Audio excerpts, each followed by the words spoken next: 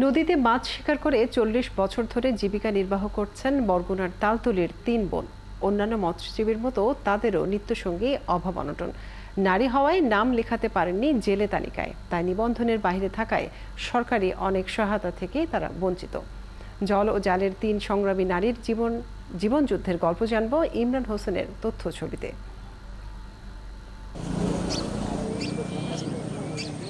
বরগুনার তালতলী উপজেলার নিউপাড়া গ্রামের হাসেন মোল্লার ৪ মেয়ে রাহিমা, হালিমা, ফাতিমা ও জরিনা বেগম। বাবা ছিলেন দরিদ্র কৃষক, তাই প্রায় দিনই তাদের থাকতে হতো অনাহারে অর্ধাহারে। অভাবে তাড়নায় ৪ বোনেরই বাল্য বিয়ে হয়।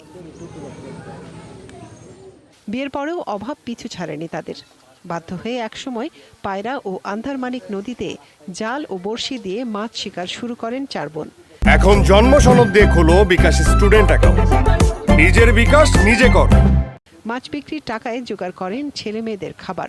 তবে এখন বয়সের ভারে নানা রোগে আক্রান্ত ৬৬ বছরের রাহিমা বেগম আর মাছ ধরতে পারেন না। বাকি ৩ বোন মাছ ধরেন নিয়মিত। মেজ বোন হালিমা বেগমের বয়স ৬১। এই বয়সেও মাছ শিকার করে অসুস্থ স্বামী ও প্রতিবন্ধী নাতির ভরণ পোষণের খরচ জোগাচ্ছেন।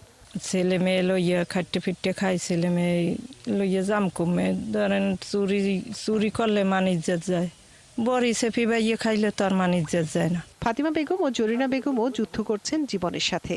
লোক লজ্জার ভয়ে প্রথমে রাতে মাছ ধরতেন, এখন অভাবের তাড়নায় দিনেও কাজ করতে হয় তাদের। আগে তো রাইতে বাইছি, দিনে বাইতে নি সরম, এখন তো খোলা মাঠে দিনেও বাই। মাইয়ে দুগো বিয়ে দিছি, ব্যাংকে ঋণ ফিন ছাড়াইয়া ওই কিস্তি বেদাও দেওয়া লাগে, খাওয়াও লাগে, কষ্টেই থাকা লাগে, গরিবের শান্তি আছে।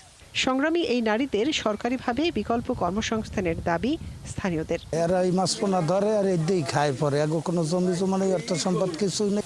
তেমন মাছ পোনা বসিতে পায় না, অল্প সামান ওরা নাতি প্রতিবন্ধী, এর দিয়ে এরা চলে। তাদেরকে যদি সরকারিভাবে সাহায্য সহযোগিতা করা যায় তাহলে হয়তো তারা একটু ভালোভাবে চলতে পারবে, থাকতে পারবে, খাইতে পারবে। দীর্ঘদিন মাছ শিকার করলেও জেলেদের তালিকায় তাদের নাম নেই।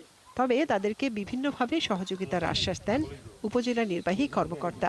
যেহেতু তাদের ৪ জনকে আমরা আমাদের জেলে তালিকায় অন্তর্ভুক্ত করতে পারছি না একটা নীতিগত কারণে, তো আমরা সর্বদাই তাদেরকে সাহায্য করার জন্য চেষ্টা করে যাচ্ছি বা তারা আমাদের নজরদারিতেও আছে। দিনভর মাছ শিকার করে এক একজনের দৈনিক আয় হয় ৩০০ থেকে ৪০০ টাকা। তবে কখনো কখনো খালি হাতেও ফিরতে হয় তাদের। মনিরা কাজুরি, ৭১।